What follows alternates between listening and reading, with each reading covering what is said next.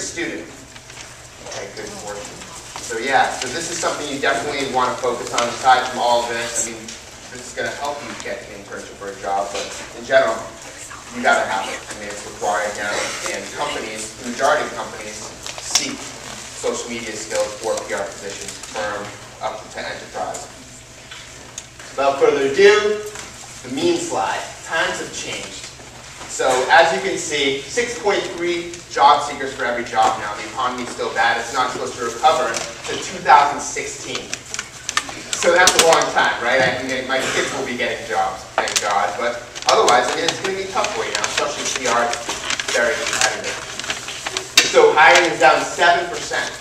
For people, who's a senior here? Who's afraid of this number? Okay. Yeah, so hiring's down, and this is even a worse statistic. 80% of people aren't passionate about their jobs. Even if you get a job, do you even love it? So who here is very, very passionate about PR? Like extreme, like you can do it for the rest of your life. Okay, so this is something you have to think about. What type of job do you want? And this is where personal branding comes into play. And so without even finishing the slide, personal branding is how you market yourself to other people. Okay? And we see this in a few different ways. One way is because you have to sell yourself in many different situations. Convincing people to see a movie or in a job interview to get a job, right? You're always selling yourself. And then you're always being judged. You can be judged by a Google search. You could be judged based on a first impression before someone even talks to you. They could be judging you based on what you wear. So all of these things factor into personal branding, those two sides. Social networking for background checks. This is a big deal. This is a huge change in recruitment, and it's going to be an even bigger change in the future. 45% of recruiters are using social networks primarily Facebook for background checks, and then other social networks like LinkedIn and Twitter. And then the other statistic is 10% of admissions officers. So 1 in every 10 admissions officers for colleges are actually using these social networks. And there's another statistic that I recently read that 74% of admissions officers for schools are getting Facebook. So people are actually adding them on Facebook and following them on Twitter. So it's a huge change in our culture, and this is kind of the demand of personal branding, competition, as well as the rise of social media and the use of social media for background checks and recruitment. All right. So why branding matters now? As you can see, you can have a Facebook page. Britney Spears can have a Facebook page. Staples can have a Facebook page. A product like a stapler can have a Facebook page.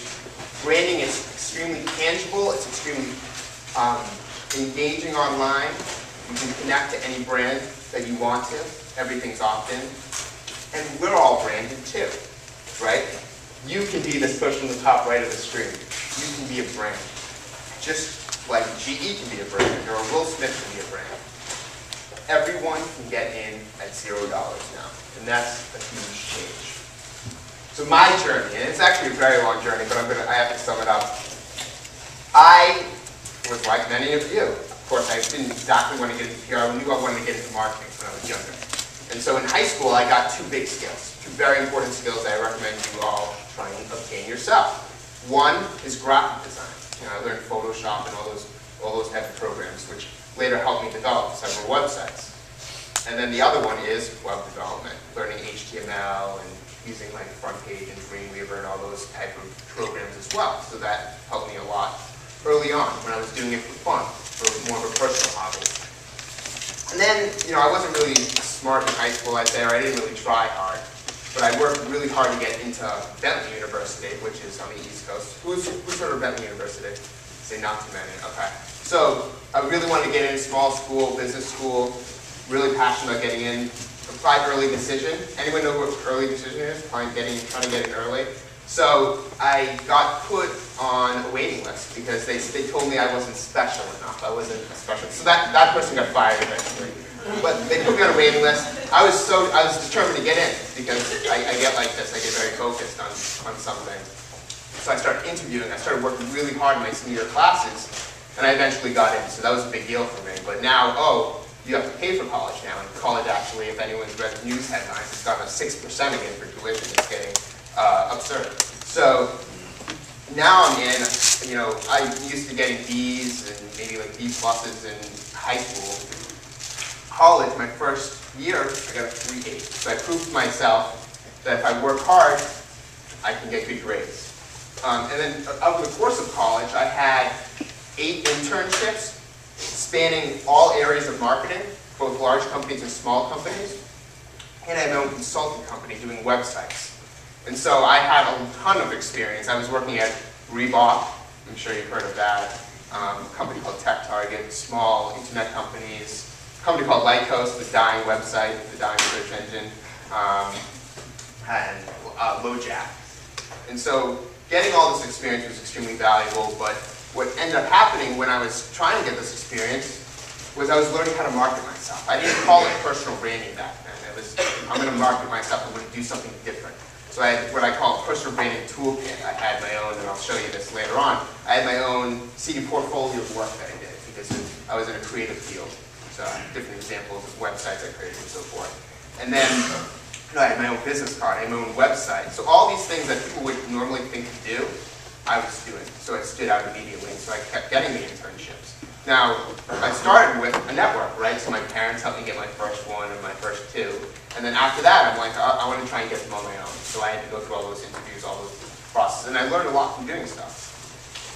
So the story goes on where I wanted to work at EMC Corporation. Who's here has heard of EMC Corporation? Not too many. So it's a Fortune 200 company, meaning storage, technology. Really wanted to work there. It was a top company in Massachusetts. Heard good things about it.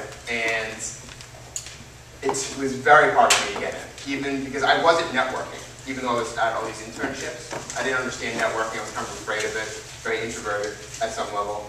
And so it took me 8 months, meeting 15 people, getting rejected twice, to get my first job out of college. And I started early, too. So I graduated in May, and I got my first job July 5th. So I worked really hard. I mean, because other people who had internships got it over me. This is why I got to get an internship, like we said before. I was at a huge disadvantage, because I didn't know anyone in that company. So everyone got into all the programs and everything, and I didn't. But I eventually got a job there because I never gave up. They knew I was passionate enough. You obviously want to hire someone who really wants to work for your company, as well as has the skills in the background. So I got in there, product marketing role, a year. I spent a year there, maybe a little over a year. And then I started, started the push, and it didn't look like this back then. I'm not going to blow you away. It was a personal branding blog.wordpress.com, very simple site. Started talking about the thing that I thought I knew, right? How to market yourself, how to get jobs, how to get internships.